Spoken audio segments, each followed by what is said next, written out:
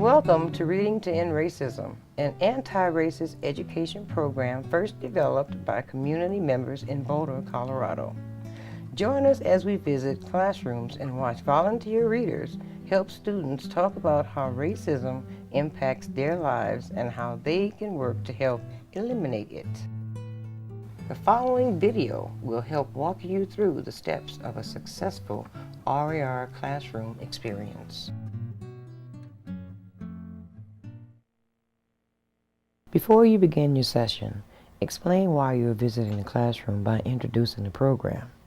Write Reading to End Racism on a board or flip chart along with your name and the title and author of the book you will be reading. Include a brief preview of what you will be doing during your classroom visit to help set the stage for what is to come. Reading to End Racism. The book is entitled Through My Eyes and it's written by Ruby Bridges.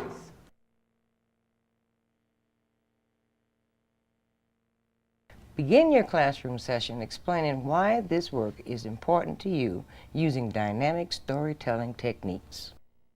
Let me tell you all a bit about my life. In a nutshell, I am 50 years old. I grew up in the South around the same time that Ruby grew up. I grew up in what I call a cloud of fear. And that fear for me became a way of life. That cloud of fear for me was called racism. And I felt like I was living in the belly of a monster. In my hometown, we had a gang, the KKK. Have you ever heard of the KKK? Ku Klux Klansmen, all right? Ku Klux Klansmen, unfortunately, did not like black people. I had to go to separate water fountains, and there was usually a sign which stated, whites only, next to a water fountain, and that water was cool. There was another water fountain next to the whites only fountain, and it had colored.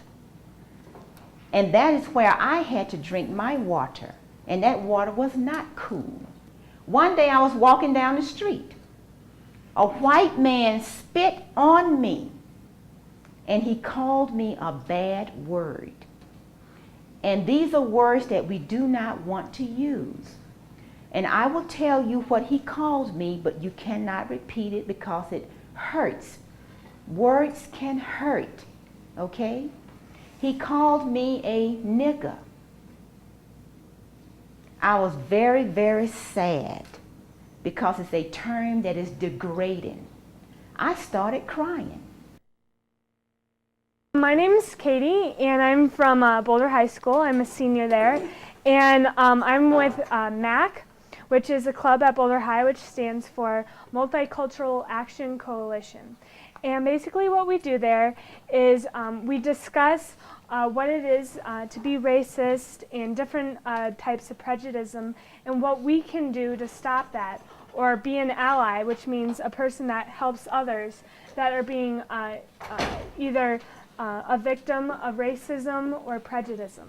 So one of the ways we do that is we do Reading to End Racism, and we read to you guys and we discuss about the book and different ways we can help in our own way end racism.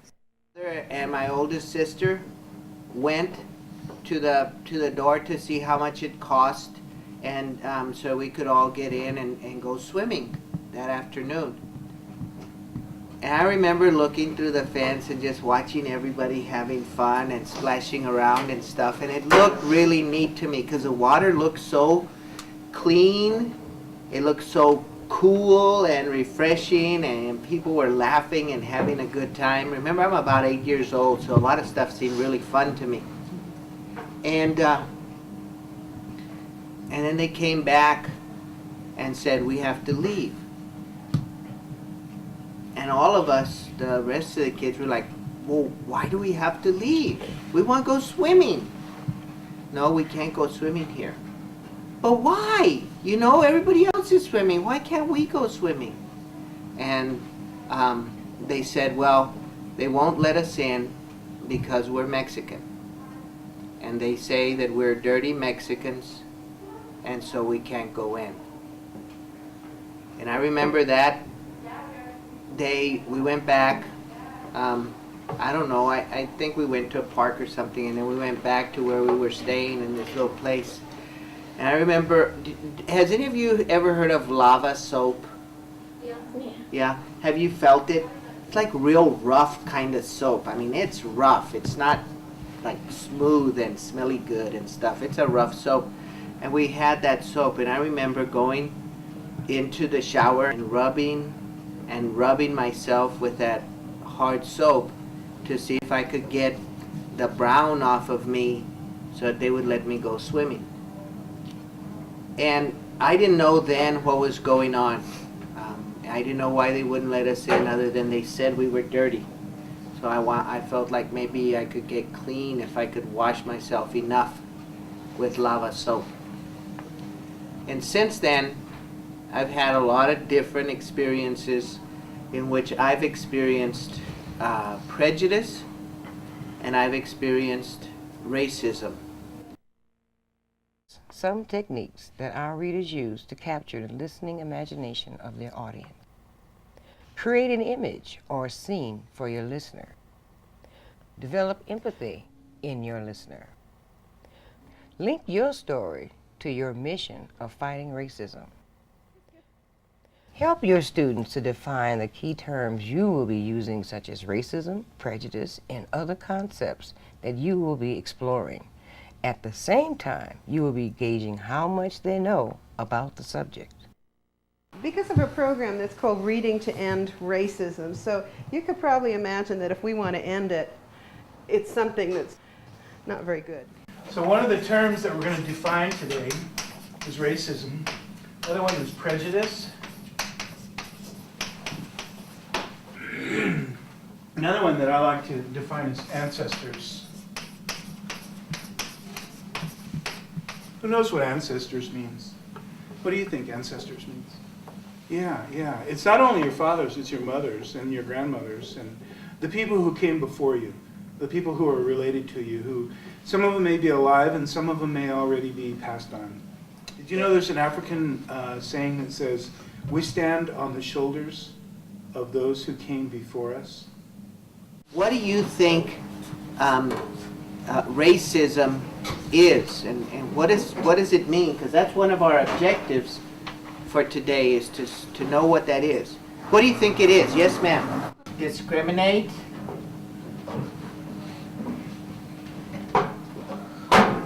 By looks or acts. What else? Look at the word prejudice. What are the roots of that word? Sir, over here. Prejudge.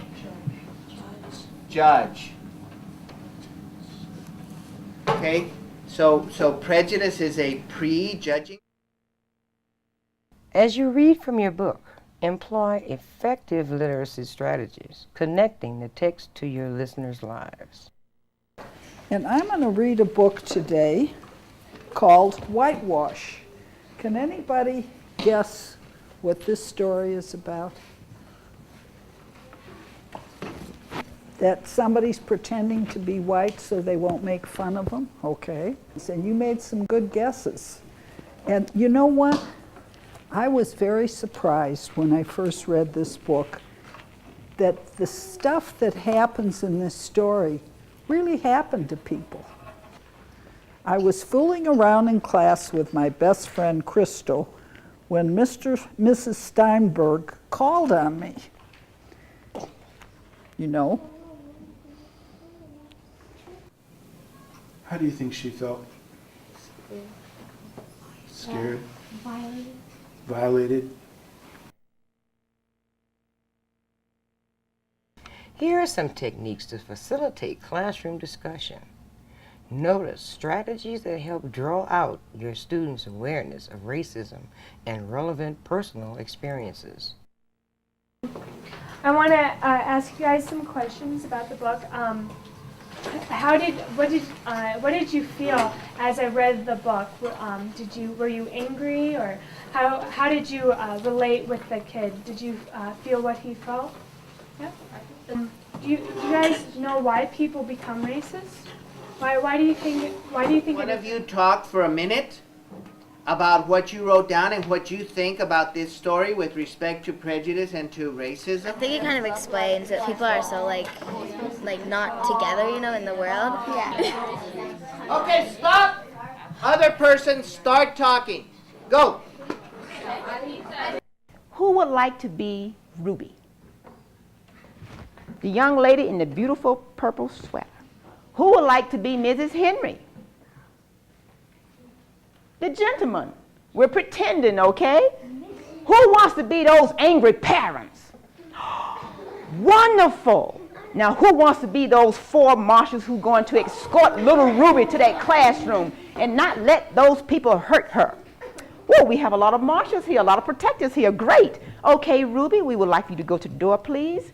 Mrs. Henry, would you mind escorting Ruby?